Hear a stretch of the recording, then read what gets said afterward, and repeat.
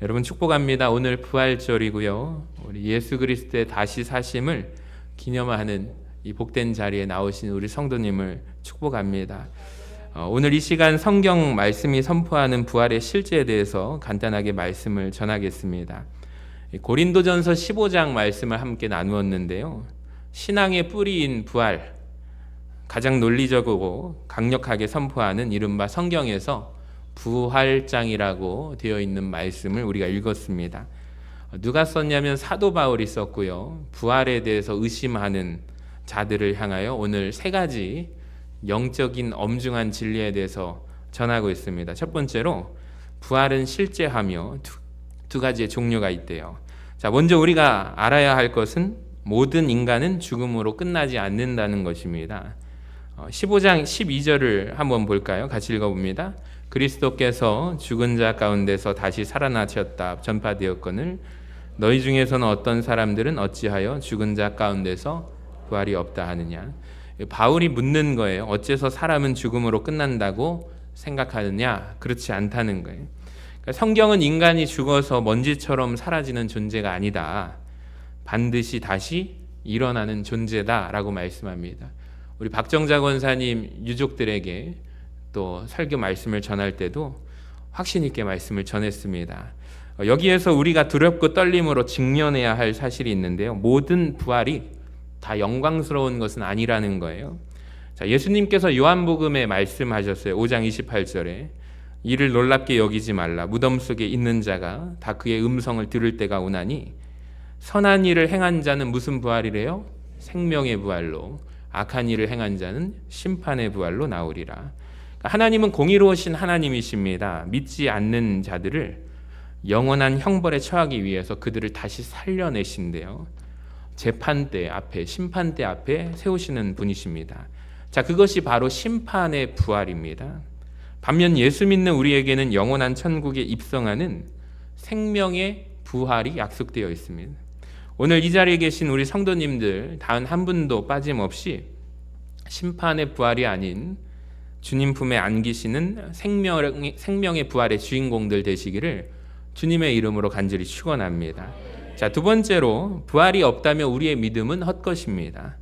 여러분, 부활 신앙은 우리 신앙의 전부입니다. 만약에 부활이 없다면 기독교가 존재할 이유가 없거든요.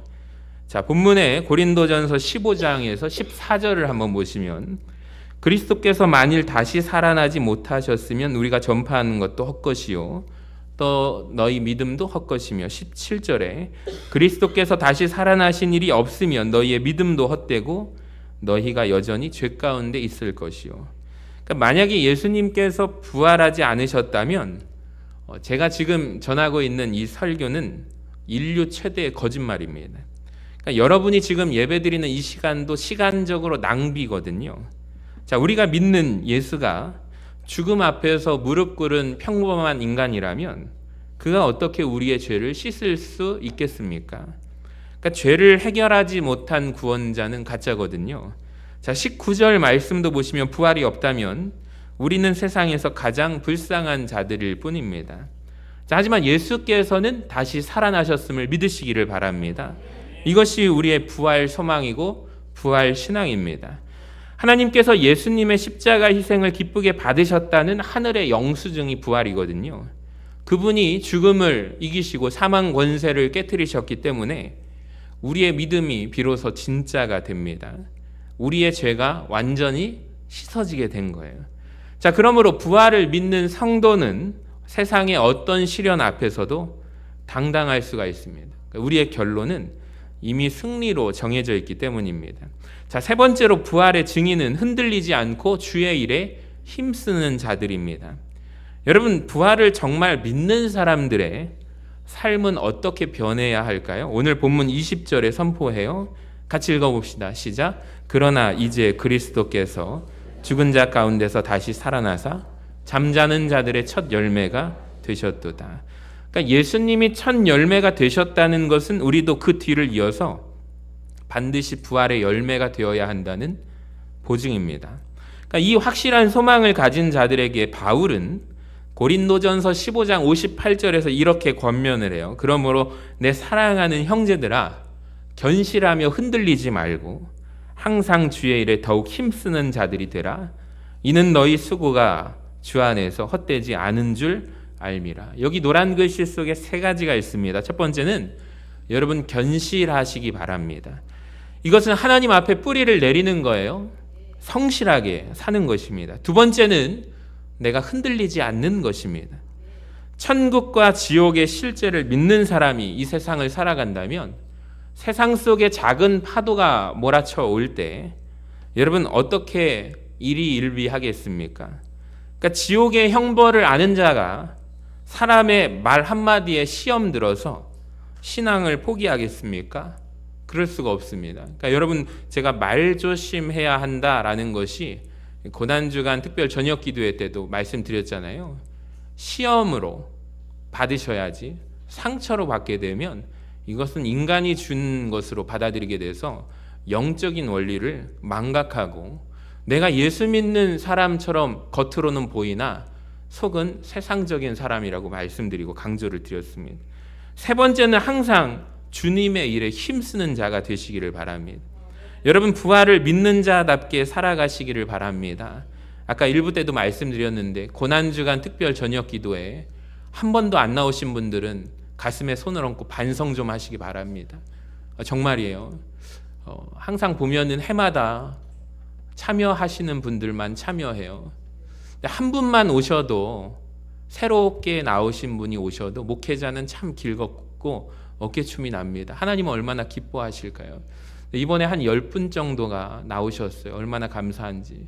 근데 젊으신 분이 아니라 정말 몸이 불편하시고 못 나오실 만한 분이 그 밤에 나오신 거예요. 어떻게 오셨나 보니까 아드님께서 모시고 오셨어요. 어머니 기도하러 오실 때 밖에 주차장에서 기다리고 또 집에 가셨다가 다시 또 태우러 오시고 그 모습을 보면서 그 아드님도 예전에 제가 세례교육 같이 했던 성도님이신데 이왕이면 같이 예배드리면 참 좋을 텐데 라는 생각을 속으로 했습니다.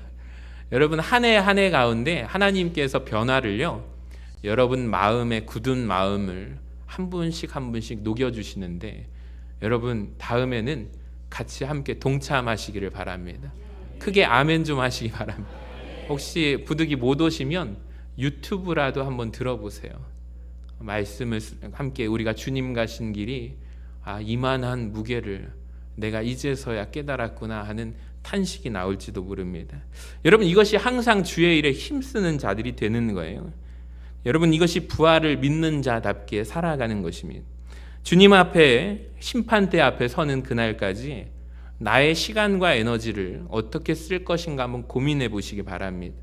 하늘에 투자할 것인가 땅에 투자할 것인가 그게 저는 진짜 부활의 증인이라고 생각해요. 오늘 칸타타를 드린 우리 할렐루야 성가대 모든 성도 여러분, 여러분의 수고는 결코 헛되지 않으며 부활하신 주님께서 그 모든 눈물과 수고를 기억하실 것입니다. 말씀을 마치겠습니다. 여러분 부활의 산 증인답게 살아가시는 오늘 부활 신앙, 부활 소망을 가진 천국 백성으로 살아가는 한 주간 되시기를 주님의 이름으로 간절히 축원합니다.